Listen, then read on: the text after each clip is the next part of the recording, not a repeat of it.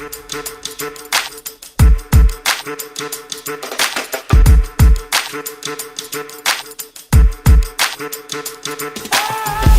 What up, Yang Gang? Welcome back. Today is the 23rd of April. So what you got on us the low for today, Mia? Today we're going to talk about how the Senate is has passed a hate crime bill amidst a wave of violence against Asian Americans. Yes. The measure was approved in a 94-1 vote, and the only person who didn't vote for it was Senator Josh Hawley, who is earning quite the reputation already. It was introduced by Senator Mazie Hirono of Hawaii in March, and it would direct the Department of Justice to expedite the review of hate crimes related to COVID-19 reported to law enforcement agencies, amongst other things. Yeah, Josh Howley, you win the Asshole of the Day award. How do you not pass this? What is your freaking problem? Like, are you okay with hate crimes? I don't get it. Like, what? If I remember correctly, he's one of the ones who was like cheering them on outside of the. He did the fist in the air bullshit on the way into Congress. So yeah, he's pro hate crimes, I guess. So and it also goes on this thing. It says it would establish ways to report such incidences online and perform public outreach. Also, it would direct the Attorney General and the Department of Health and Human Services to assist or to issue guidance on mitigating racially discriminatory language and describing the pandemic.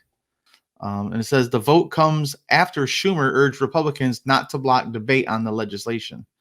The House Judiciary Committee marked up a similar version of the bill introduced by Republican Grace Meng, Yang Gang, Democrat of New York on Wednesday. And Pelosi, of course, said it'll receive a floor vote.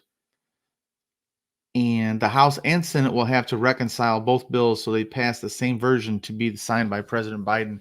Yeah, so the Senate had their own version. And now the House makes one, and they're going to kind of, I don't know, do a little dance. They have to fuse them together. When it's 94-1, no matter what your explanation is, it's kind of pretty obvious it's woefully insufficient. Well, where are the other 5 votes? Wasn't it 99-1, you know? I think some people just weren't there, maybe. But they can vote by proxy too, you know? So I don't know how that works, but. Or they abstained. Which is even more fucked up. You're paid to vote, asshole. That's why I got mad at Tulsi for not voting. Just say yes or no. You can't say, I don't know. I'm staying on the sidelines for this one. You're getting paid $174,000 a year. Do your fucking job, you know. But yeah, there's a quote here too by Chuck Schumer. He goes, "Racism has always existed in America, unfortunately, and the legacy of anti-Asian sentiment goes back centuries to dark chapters in our history, like the Chinese Exclusion Act and the internment of Japanese citizens during World War II." And then he goes on to say, "Now we've made great strides since those days, but over the past several years, the forces of hate and bigotry seem to have gained strength. Too often encouraged by our former president. By passing this bill, the Senate makes it very clear that hate and discrimination against any group has no place in America.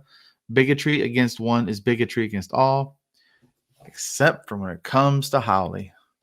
I just can't get over that.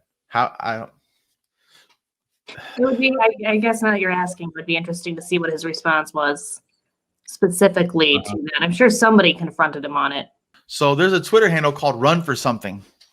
I've been following them for a little bit. They're all about getting people to run, and they had a panel discussion with Grace Meng in New York, Francesca Hong of Wisconsin, and Tram Nguyen. Is I saying that right? Nguyen.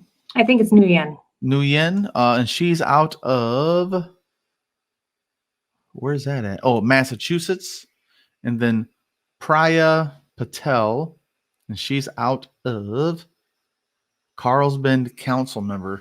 So it must be a city official and a health professional. Okay. So you had this panel with the AAPI women and these 2 white guys. And I was going to try and go back and watch it. I just haven't time. But they have a pretty good little thread here going on with some quotes. And I suggest you guys go check these out. And it shows their little individual comments on it. But it's a pretty good thing to follow. Again, it's at Run for Something. I really like these people because they're encouraging people to run. you know. And then there's this one I like right here. It says, final question for at the front row seat. What gives you hope right now? And Francesca says youth leadership. Team Tran says increase civic engagement, particularly in the AAPI community. And Priya says youth leadership and increase in young people in elected office, which I really think that's a big deal. But we're missing. Why aren't there 4? Oh, there's only 3 people in it. Okay. But yeah, that's something I noticed on Twitter with this thing, researching it, and this someone that I followed that was a pretty good panel. You guys should check them out too. I found an article from The Hill about Hawley, a potential 2024 presidential contender. Oh God, no. Called the bill too broad. As a former prosecutor, my view is it's dangerous to simply give the federal government open-ended authority to define a whole new class of federal hate crime incidents. That sounds like pure bullshit to me because nobody else seemed to have a problem with it. What makes you so special, Mr. Howley? That's his dance around excuse. We all know that it's just a reason not to. Yep. I think part of it might be that he doesn't want it to be seen as condemning Trump's behavior towards the Asian American community during his presidency. And his speech would be considered hate speech.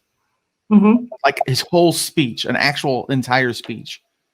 I don't know. They call it Hong Kong, fluey and all that bullshit, fucking hate speech. That's hate speech and incites violence. So my guess is that he sees himself as running in 2024 as Trump's ideological successor. Yeah. And in order to do that, he can't be seen as embracing this anti-Asian hate. Well, and what it is you if you become 94-1, you become that alt-right, the fuck you vote to the left. So him and DeSantis in Florida are trying to lick the boots the hardest. Who can get the most, orange spray tan on their tongue competition. And Howley's leading this stupid ass vote. But yeah, it's pretty messed up. Well, it's the only explanation I can see for why you would not want to be on the signing end of this one. Mm-hmm. Historically, he's wrong. And I don't think, man, he's got to be primary, man. That's pretty messed up. 94-1. I don't know who the 5 that didn't vote should be there, though.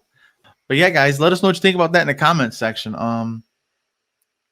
What excuse do you think Howley really has? If you do, put it in the comments. I'd like to hear what you guys think, why he's doing it, and is he justified to stand up against it? Is it too broad? Are the other 99 people in the Senate wrong? Which I doubt it. But yeah, while you're here, go give the video a like and leave us a comment what you think is right or wrong about Howley specifically. I'm going to focus on that asshole and bring awareness to how really, really detrimental this guy is to us. If this isn't a no-brainer, I don't know what is. This is a layup. Do the right thing. But yeah, he doesn't. He chooses not to. He'd rather lick he'd lick all the enamel off of Trump's teeth if he'd let him. Which is kind of gross. Yummy enamel. What does? Yes. No, I don't even want to. Don't let it go. Just let it go. It's a bad idea on my part. But yeah, guys, thanks for watching. We'll see you guys later. And like always, gang, gang.